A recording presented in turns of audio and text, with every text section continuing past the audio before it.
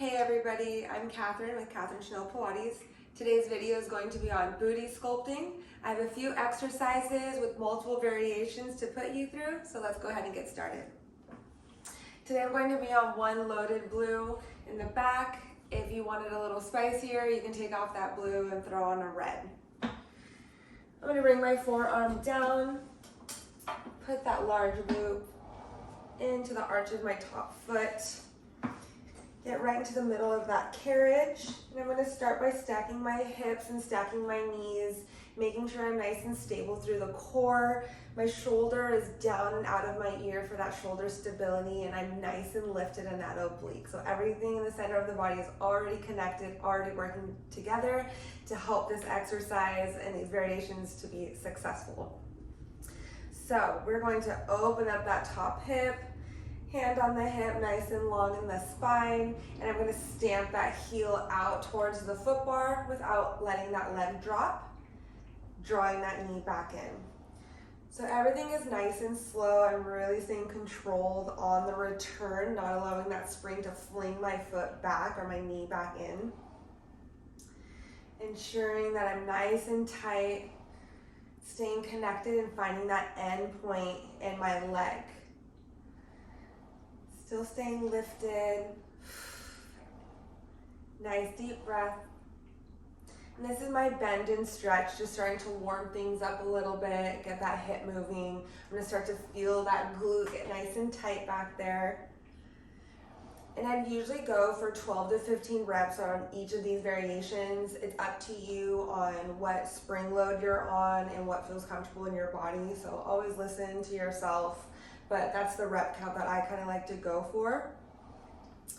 We'll just get 3 more in with this bend and stretch. 2.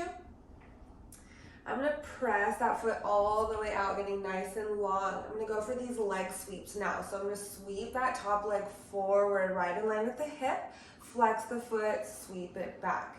Challenge point here is to not that leg drop or go too high. I'm maintaining that alignment, so that's where pelvic stability is really gonna come into play. Nice and controlled, flex that foot, feel that hamstring connect with that my glute, and point that toe. Quad is gonna fire up. 4, 3, 2, and 1. Bend it back in, take a little break, little punch out if you need to before we move on. Readjust if you need to, check in with yourself. The next variation is going to be just a nice hip opener. So my knees and my feet are stacked on top of each other. I'm still nice and long in that spine. I'm just gonna open the knee and the foot up at the same time, not leaving that foot behind, and close. So just a nice open and close.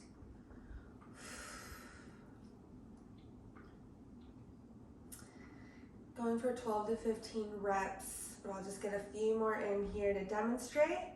Last 3, 2, and 1. Now I'm going to connect the heels together, switching up the position, so I'm getting a different part of that glute nice and worked. These are my clam shells, so toes are apart where I'm in that Pilates V or external rotation. Close up the knee and open. Close and open. To spice it up, I'll lift my legs up. More control, that challenge. For 3, 2, and 1. Bring it down. Little shake out. From here, I'm gonna open that hip back up. Stamp my foot out and lower and lift. So this is where I can allow that leg to drift a little higher than that hip and a little lower. Still finding that end point though, nice and controlled, getting into the outside of that glute. 5, 4, 3, 2, 1. Bending it back in. I'm gonna take that strap off. Again, 12 to 15 reps for each variation, or if you're on a heavier spring, 10 to 12 is really great also. I'm gonna flip on over. We're gonna get a little bit more into that glute, but in a different position.